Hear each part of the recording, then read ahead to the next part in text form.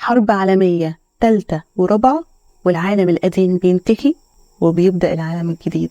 تبدأ قصة الكتاب بعد 100 سنة من الحرب العالمية الرابعة، وبالتحديد سنة 2350. الحرب بهدلت البشرية وكانت قربت تدمرها، وخلت مفيش فروق بين البشر، ولا في العادات ولا في التقاليد ولا حتى التاريخ. وكل العلوم اللي كان البشر اتعلموها في السنين اللي فاتت كلها راحت مع الحرب، وبدأت مدن جديدة.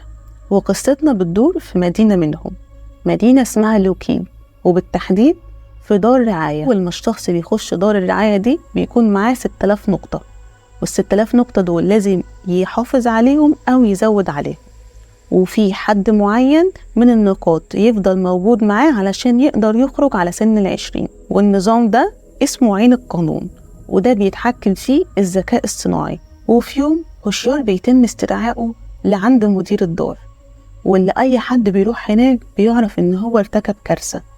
ولكن لما هوشيار بيروح بيكتشف إن المدير بيبلغه إن هو هيكون قائد على بنت جديدة هتلتحق بالدار. بس ده ما كانش السبب الوحيد اللي المدير استدعى بيه هوشيار، لأن هو طلب منه وهدده إن السر اللي هو عارفه من وهو صغير محدش يعرف عنه حاجة، لأن لازم الناس كلها في المدينة تعيش حياة طبيعية، ما يعرفوش المدينة دي قايمة على إيه. طبعا كل ده هتلاقيه في كتاب شياطين لوكيد للكاتبة رواد المصري. مش هتندم أبدا إن انت قريت الكتاب ده.